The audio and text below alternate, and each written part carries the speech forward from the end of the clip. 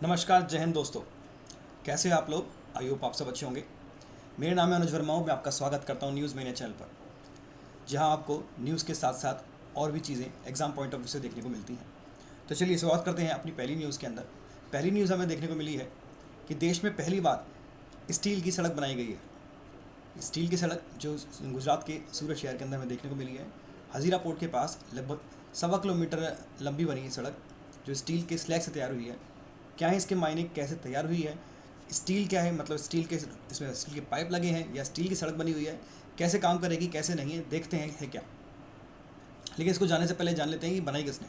देखिए, council of scientific and industrial research CSIR, जो government of India के under में काम करती है, जो मिनिस्ट्री ऑफ साइंस के साथ काम करती है, के अंडर में ही काम करेगी, ठीक है। और CRRI, union of ministry of steel, NITI Aayog and दो company Arcelor Mittal and Nippon Steel, इन सब ने मिलकर इस रोड को तैयार किया है। अगर कुछ वाकई बात करें जो एग्ज़ाम पॉइंट ऑफ व्यू से हमारे लिए इसमें बात चीज़ है, पहली चीज़ CSIR की फुल फॉर्म, इसका हेडक्वार्टर जो न्यू दिल्ली के अंदर है। दूसरा, ये बना कब था, 1942 के अंदर एस्टेब्लिश हुआ था, ठीक है। नीति आयोग की बात करें तो 2014 से पहले इस नीति आयोग को प्लानिंग कमीशन कहा जाता था, लेकिन मोदी सरकार के आने के बाद प्लानिंग कमीशन को चेंज करके नीति आयोग कर दिया गया, जो 1 साल के लिए अपना प्लानिंग करता है, जो 1 जनवरी 2015 को स्टार्ट हुआ था, जिसके चेयरमैन खुद प्राइम मिनिस्टर कहते हैं होते हैं। आर्सेनल मित्तल लक्ष्मी मित्तल के कंपनी के मालिक, यानी सॉरी लक्ष्मी मित्तल इस कंपनी के मालिक हैं, और निपॉन स्टील, इन दोनों कंपनियों ने अपनी कंपनी की स्लैग दिया है। अगर स्लैग को हम शॉर्ट फॉर्म में बोलें तो इसे बोलते हैं इम्प्योरिटी इम्प्योरिटी ऑफ स्टील, ठीक है। इसको जानेंगे तो आपको ऐसे समझा देता हूँ। अभी आपके सामने मैंने फ़ोटो दिखाया था जिसमें आपको दिखाई दे रहा है कुछ ऐसे लावा जैसा दिखाई दे रहा है आपको, कि एक बाल्टी के अंदर से या एक बड़े से चैम्बर के अंदर से आपको दिखाई दे रहा है। ये है क्या, एक्चुअली जब स्टील बनती है बर्नर्स के अंदर, जो फर्नस होते हैं, यानी बड़े बड़े भट्टे होते हैं, जो बहुत बड़ी बड़ी भट्टी होती है जिसमें स्टील तैयार की जाती है, उसको स्टील बनाते समय वेस्टेज निकलता है, जिसके अंदर काफ़ी स्टील मात्रा में होती है और ये इम्प्योरिटी होती है। ये एक तरह से वेस्ट है जिसे फेंक दिया जाता है और ये हमारे एनवायरनमेंट को ख़राब करता है। लेकिन पहली बार ऐसा हुआ है कि हमारे जो अभी मैंने इसलिए नाम दिया CSIR CRRI, इनके साइंटिस्ट ने मिलकर एक ऐसी रिसर्च की है कि अगर हम इस जो स्लैग है, इसको इसे स्लैग बोलते हैं, इस इम्प्योरिटी का यूज़ करते हैं तो उससे हम एग्रीगेट बना सकते हैं, यानी पत्थर बना सकते हैं। चलिए, पत्थर है क्या, आपको मैं एक पत्थर की फ़ोटो दिखा देता हूँ, आप उस पत्थर से जान पाएंगे कि है क्या। आपके सिम दिखाई दे रहे होंगे नीचे, जो आपको इन्हें बोलते हैं एग्रीगेट्स। सड़क बिछाते समय आपने देखा होगा कि पहले छोटे छोटे छोटे छोटे छोटे छोटे पत्थर बिछाए जाते हैं, देखा होगा। फिर उसके ऊपर ब्लैक कलर का कोल टार डाल दिया जाता है। लेकिन यही पत्थर जो है, इसे कोल माइंस से निकाला जाता है। आप खुद सोचिए, इस कोल माइन को निकालेंगे तो एनवायरनमेंट ख़राब होगा नहीं होगा? इससे माइनिंग की वजह से बहुत सी चीज़ें ख़राब होती हैं। तो साइंटिस्ट ने इसका रास्ता निकाला है कि एक काम करते हैं कि सांप भी मर जाए और लाठी भी ना टूटे, तो क्या करें कि हम स्लैग का यूज़ करके हम इस चीज़ को ठीक कर सकते हैं। यहाँ पे छोटा सा डेटा है जिसमें लिखा है कि इंडिया के अंदर वेस्टेज कितनी होती है इस स्लैग की। तो देखा गया कि 18.5 million tons of steel slag, यानी देख सकते हो 18.5 मिलियन टन जो स्टील है वो एनुअली हमें देखने को मिलता है। तो हम अगर इसका यूज़ करें तो काफ़ी लंबा हम रोड तैयार कर सकते हैं। और इतना ही नहीं, ये रोड कोई छोटा मोटा रोड नहीं है, बहुत ही बढ़िया क्वालिटी का रोड मिला है, जिसकी कैपेसिटी बाकी रोड के मुकाबले बहुत अच्छी है। बारिश हो या किसी भी चीज़ को ये सह सकते हैं, अच्छी लोड बियरिंग कैपेसिटी है। ऑब्वियसली बात है, जब स्टील से बनी है तो इसमें कैपेसिटी बहुत अच्छी होगी। जनरली एक चीज़ देखी जाती है कि जो बाकी रोड बनते हैं उनकी जो थिकनेस है वो काफ़ी मोटी रखी जाती है, क्योंकि उसके ऊपर जो ट्रक्स हैं वो गुजरते हैं। लेकिन इस रोड की खास बात यह है कि जितनी उसकी एवरेज थिकनेस होती है उससे 30% कम की अगर रोड बनाते हैं तो उससे अच्छी लोड बियरिंग कैपेसिटी इसकी है। यानी हम कम यूज़ करके इसका ज़्यादा बेनिफिट ले सकते हैं। यहाँ एक बात की, इसमें गुड फॉर एनवायरनमेंट की, ऐसा एनवायरनमेंट के लिए हमारे गुड क्यों है, तो आपको जैसे मैंने बताया कि स्टील स्लैग का यूज़ करके हम एग्रीगेट बनाएंगे, उसका सब्सिट्यूट, क्योंकि हमारे नेचुरल एग्रीगेट है उसका सब्सिट्यूट बन चुका है। इतना ही नहीं, ये हमारे एमिशन, जो कार्बन ग्रीन हाउस इफेक्ट है, जो गैसेज हैं, उसका भी क्या कर रहा है, रिड्यूस कर रहा है। तो सीधी बात है, हम इसको बनाएंगे, माइनिंग करेंगे, कोल निकालेंगे, जलाएंगे, तो बहुत सारी चीज़ें होती हैं। तो यहाँ से हम इसका यूज़ करके थोड़ा सा, पूरा तो नहीं लेकिन काफ़ी हम इसको कम कर सकते हैं। तो एक हमारे लिए अच्छी अचीवमेंट है। What is the purpose of all project, अगर इस प्रोजेक्ट की बात करें, इसका पर्पज़ क्या है, तो देखिए जैसे मैंने अभी आपको बताया पूरा, कि इस साइंटिस्ट CRRI के प्रिंसिपल साइंटिस्ट सतीश पांडे जी ने इसके बताया कि इसकी जो कॉस्ट है बाकी के मुकाबले 30% कम है, चीपर पड़ता है। इसको 30% लेस थिकनेस के साथ बनाया जा सकता है। इसकी ड्यूरेबिलिटी मच लॉन्गर, यानी ये ज़्यादा दिन तक चल सकता है बाकी जो सिंपल रोड्स होते हैं हमारे देखे जाते हैं। ये बनाया गया है, एक इनिशिएटिव कहता है जिसमें लिखा है वेस्ट टू वेल्थ। ये अच्छा इनिशिएटिव है, वेस्ट टू वेल्थ, कि हम वेस्ट चीज़ को कैसे वेल्थ में कन्वर्ट कर सकते हैं। और क्लीन इंडिया कैंपेन, जैसे बताएं क्लीन इंडिया की स्लैग का यूज़ करें, इम्प्योरिड चीज़ को यूज़ करके हमने अच्छा यूज़ करके एक अच्छी चीज़ बना दी। ठीक है, ये है आपके सामने दिखाई दे रहा है, ये है स्लैग जो बन के तैयार हुआ है, ये बन के तैयार होता है, इसी का यूज़ करके हमने सड़क बना दी। और यह है जो प्रोसेस होता है कि ब्लास्ट फर्नेस के अंदर इसका यूज़ करते हैं, बाकी इम्प्योरिटी बाहर निकाल के फेंक दी जाती है और ये पड़ी पड़ी रहती है और हमारे एनवायरनमेंट को ख़राब करती है। इसी के सिलसिले में कुछ जो नॉलेज के लिए है वो मैं बताना चाहूँगा कि हमारे रोड जो है, रोड हम जो जनरली देखते हैं वो 2 टाइप के होते हैं। इसके अलावा और एक अर्थन रोड भी होता है जो मिट्टी का रोड जैसा देखा हो आप, कच्चा रास्ता। लेकिन इसके अलावा जो हम जो देखते हैं, एक होता है फ्लेक्सिबल पेवमेंट, एक होती है रिजिड पेवमेंट। पेवमेंट क्या है? इस सड़क के बिछाने को बोलते हैं पेवमेंट, जो आप देख रहे हो। फ्लेक्सिबल क्या होती है? फ्लेक्सिबल उसे बोलते हैं जिसे आपने बिटुमिनस देखा हो ब्लैक कलर का। खास बात क्या है, ये फ्लेक्सिबल होती है थोड़ा कि गर्मी के टाइम में थोड़ा सा फैल जाए और जैसे ही सर्दी आती है थोड़ा सा कॉन्ट्रैक्ट हो जाती है, इसलिए इसके ज़्यादा खतरा रहता है, ये थोड़ा सा जल्दी ख़राब हो जाती है। अगर इसके कंपैरिजन में बात करें, दूसरी होती है रिजिड, ये बनती है कंक्रीट की। आपने कई बार देखा होगा आजकल ये ब्रिजेस जो हैं, ब्रिजेस के पास देखने को मिलती हैं, काफ़ी मोटी बनाई जाती है, एक्सप्रेस वे पर ही बनाई जाती है। इसके अंदर डाला होता है स्टील, यानी सरिये डले होते हैं, अपने स्टील रॉड देखी होगी। ये काफ़ी कॉस्टली बैठती है अच्छी क्वालिटी अच्छी है इसकी फ्लेक्सिबल के मुकाबले, लेकिन काफ़ी कॉस्टली बैठती है, जबकि फ्लेक्सिबल जो है वो काफ़ी चीप बैठती है। सेम काम मैंने जैसे बताया आपको कि फ्लेक्सिबल चीप बैठती है क्योंकि इसमें पत्थर लगाया गया है। अब खुद सोचिए कि हमने वो पत्थर जो स्लैग वाला आप यूज़ कर रहे हैं, इस पत्थर का यूज़ हम इस फ्लेक्सिबल वाले में करेंगे तो इसकी क्वालिटी इस रिजिड वाली क्वालिटी से भी बेस्ट आएगी। तो ये छोटा सा एक एनालिसिस था, मैंने आपको बताया कि जिससे आप समझ पाएँ कि अपने पास देश में कौन कौन से रोड चल रहे हैं और कैसे इसमें हम और इम्प्रूव कर सकते हैं और हमारे देश ने क्या अचीवमेंट की है। देखिए, दूसरा आपके सामने ये थोड़ा सा एक इन्फॉर्मेटिकल है, लेकिन आपको जानना बहुत ज़रूरी है, इसलिए वीडियो को लास्ट तक देखना, काफ़ी कुछ अच्छी चीज़ आपको देखने को मिलेंगी। भारत में डॉक्टर रोगी, यानी इसमें लिखा है डॉक्टर पेशेंट का रेशियो जो है वो WHO के अकॉर्डिंग होना चाहिए 1:1000, यानी 1000 लोगों में एक डॉक्टर होना चाहिए कंपलसरी।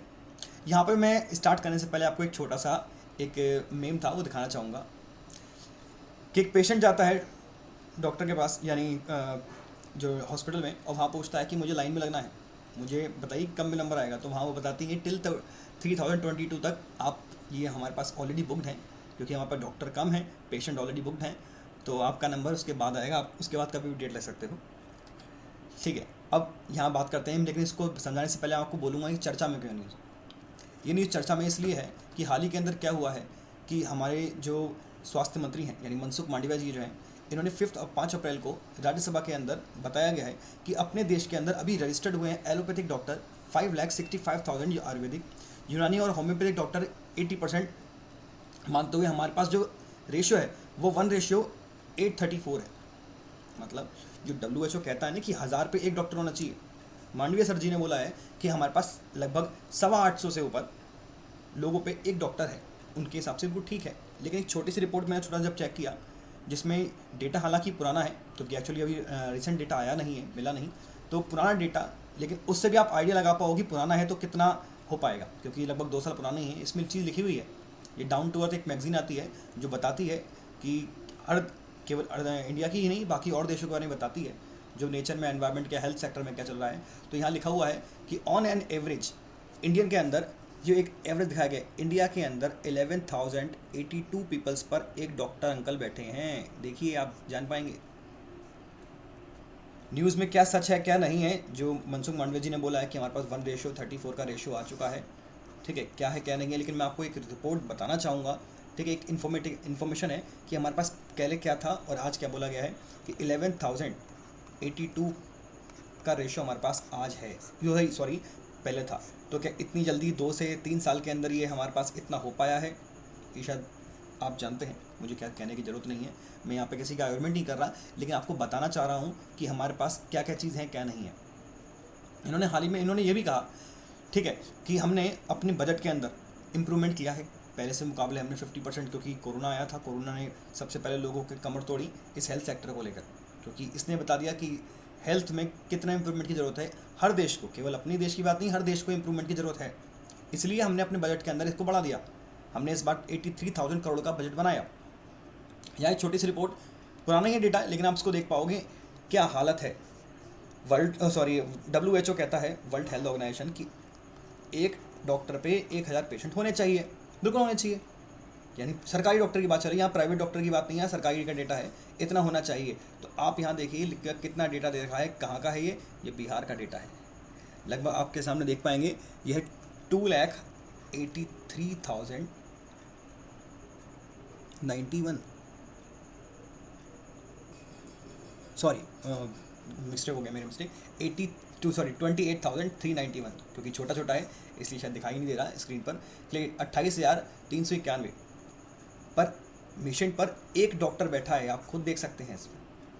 ये बिहार का पूरे देश के अंदर सबसे ज़्यादा मिजरेबल कंडीशन है। ये डेटा, हालांकि मैं बोल रहा हूँ फिर से कि डेटा पुराना है, लेकिन इतना नहीं है, 2018 का डेटा है, आप चेक कर सकते हैं, आपको मिल जाएगा, डाउन टू अर्थ आप वेबसाइट पर डालेंगे आपको देखने को मिल जाएगा। 2017-18 का ये डेटा है जिसमें बताया कि इतना है। तो क्या 3 साल के अंदर हमने इतना कवर कर लिया कि एक पेशेंट पे 834 आ चुके हैं। कोरोना ने हमें इतना सिखा दिया कि इतने डॉक्टर बन के आ गए।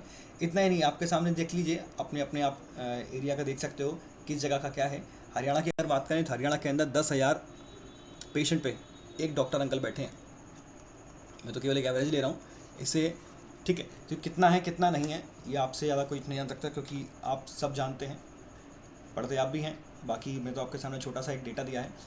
अभी ऐसा मैटर क्यों करता है हमारे लिए, फ़ायदा ऐसा है क्यों? क्योंकि 2030 के अंदर हमारी गवर्नमेंट का टारगेट है कि हमें 2030 के अंदर 2.07 मिलियन डॉक्टर्स को हमें चाहिए। 20 लाख हमें डॉक्टर्स की ज़रूरत है 2030 तक। ये हमारा टारगेट है, हमें अचीव करना ही करना है। इसीलिए देखिए सीट्स बढ़ाई जा रही हैं, जितने भी मेडिकल कॉलेज हैं सीट बढ़ाई जा रही हैं। तो जो लोगों का सपना है डॉक्टर बनने का, उनके लिए अच्छा स्कोप है आने वाले टाइम के लिए, ठीक है।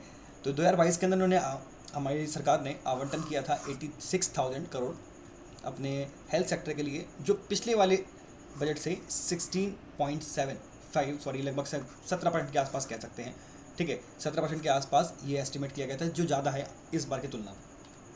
अगली न्यूज़ की तरफ बढ़ते हैं। अब ये इन्फॉर्मेशन है कि गुजरात के बाद अब हिमाचल प्रदेश में भी बच्चों को सिलेबस के अंदर हिमाचल प्रदेश में भगवद गीता पढ़ाई जाएगी। ये बहुत अच्छा इनिशिएटिव है, क्योंकि हम हिंदू हैं और हमारा कल्चर हमें नहीं पता। सभी धर्म के अंदर उनको उनका धर्म के बारे में बताया जाता है, लेकिन हमारे अंदर ये चीज़ है कि हम अपना छोड़ के बाकी सब के बारे में पढ़ते हैं कि इस धर्म में क्या है, उसमें क्या है, उसमें क्या है। लेकिन हमारी जो कल्चर है, हमारा जो भगवद गीता है, हम उसके बारे में पढ़ते ही नहीं हैं। हमें पता ही नहीं है कि कृष्ण भगवान, बच्चों को आज ये चीज़ नहीं पता है कि कृष्ण भगवान थे कौन, अर्जुन कौन थे। कई बच्चों को नहीं पता, क्योंकि सब स्कूल जाते हैं इंग्लिश मीडियम में, इंग्लिश की प्रेयर होती है।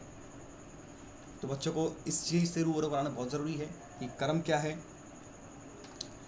ठीक है। इसमें बताया गया Himachal Pradesh government has become the latest to the implement the decision. Exam point of view से इंपॉर्टेंट इसलिए है क्योंकि गुजरात को हाल ही में किया गया था पहले, और दूसरे नंबर पे श्रीमद् भगवद गीता है। लेकिन एक्चुअली गुजरात ने प्रपोज किया है, लेकिन हिमाचल प्रदेश जो है वो पहली स्टेट बना है जिसने इम्प्लीमेंट कर दिया है। उसने तो अनाउंस किया गुजरात ने कि हम अनाउंस करते हैं कि ये 6 to 12 तक की पढ़ाया जाएगा, लेकिन हिमाचल प्रदेश में मिला कि इसे छाप दो, यानी अब पढ़ाना चालू अभी से कर दो, बात का चक्कर रखना ही नहीं है। अगली न्यूज़ की तरफ करते हैं। तो यहाँ लिखा है कि छत्तीसगढ़ के अंदर सबसे कम बेरोजगारी देखी गई है। ये चीज़ अच्छी भी है, क्योंकि इसमें पीछे का डेटा जो दिया है कि ऐसा इसने क्या क्या चीज़ें की वो आप देख पाएंगे। छत्तीसगढ़ को पूरे देश के अंदर सबसे बढ़िया बेरोजगारी कम का स्टेट माना गया है, और सबसे ज़्यादा जो बेरोजगारी है वो हरियाणा के अंदर है।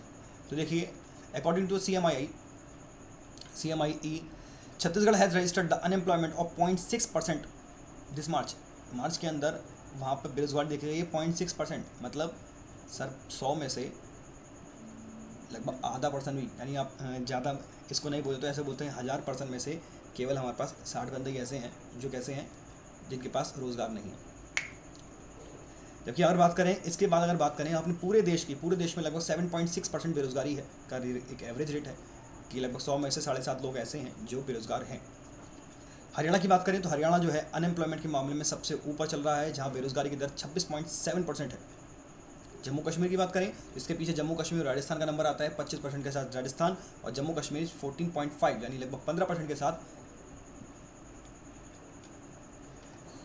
खड़ा है। यस, बात करते हैं आगे छत्तीसगढ़। इसमें ऐसा इन्होंने किया क्या, छत्तीसगढ़ के अंदर पिछले 3 सालों के अंदर एक मॉडल अपनाया गया डेवलपमेंट का। ये काफ़ी सराहनीय है क्योंकि महात्मा गांधी, पहले इसका नाम था ग्राम स्वराज योजना, कि गांव-गांव के अंदर लोगों को सिखाया जाए, लोगों को अवेयर कराया जाए, क्योंकि वहीं पर नौकरी दे दी जाए। दूसरी चीज़, एक है सूरज जी गाँव योजना। तीसरा था नर्व गरवा गुरवा बरी प्रोग्राम। उसके बाद है गोधान न्याय योजना, राजीव गांधी किसान न्याय योजना for boosting the rural economy. ये गांव की इकॉनमी को बढ़ाने के लिए इतने सारे प्लान छत्तीसगढ़ में अपनाए हैं। तो छत्तीसगढ़ सरकार का इस चीज़ के लिए बहुत ही प्रशंसनीय कार्य किया है इन्होंने। छत्तीसगढ़ एम्प्लॉयमेंट मिशन, इनका एक मिशन है। इन्होंने बोला है कि अगले 5 साल के अंदर हमें 15 लाख नए एम्प्लॉयमेंट जो है, रोज़गारी जनरेट करनी है। अगली बात करें तो अपनी लास्ट न्यूज़ जो है वो दिखाती है कि बता रही है कि एशिया के अंदर अंबानी अडानी फिर से रिचेस्ट हो चुके हैं। तो ये अपनी देश के लिए अच्छी चीज़ है कि एशिया के अंदर टॉप 10 के अंदर बहुत बड़ी बात है। तो टॉप 10 आपके सामने दिखाया है, ठीक है। ये एशिया बोल रहा हूँ, इंडिया के लिए। मुकेश अंबानी पहले नंबर पर बैठे हैं, विराजमान है 19.7 बिलियन के साथ उनके प्रॉपर टक्कर दे रहे हैं गौतम अडानी जी 90 बिलियन के साथ। तो कभी ये पहले नंबर पर, कभी दूसरे नंबर पर, ऐसे चल रही है गाड़ी। दूसरी बात करें शिव नादर जी 28.7 बिलियन के साथ, साइरस पूनावाला जिनकी आपकी कंपनी है सीरम इंस्टीट्यूट 20.3 बिलियन के साथ, राधाकृष्ण दवानी जिनका डी मार्ट है 20 बिलियन के साथ, लक्ष्मी मित्तल जिसका भी मैंने बताया था, मित्तल कंपनी के मालिक, Savitri Jindal and family 17.6 billion के साथ, कुमार बिरला आदित्य बिरला कंपनी का मालिक 16.5, दिलीप संघवी 15.6 बिलियन, उदय कोटक महिंद्रा के मालिक 14.3 बिलियन के साथ 10th पोजीशन पे विराजमान है। तो ये आज की न्यूज़ थी, अच्छी लगी हो तो प्लीज़ सब्सक्राइब करें, लाइक करें, क्योंकि आपके लाइक करेंगे तभी कुछ आगे हो पाएगा। क्योंकि भविष्य में और भी चीज़ें प्लान कर रहा हूँ, तो आशा करता हूँ आपको यह सब अच्छा लगा होगा। Thank you students, thank you दोस्तों, बाय।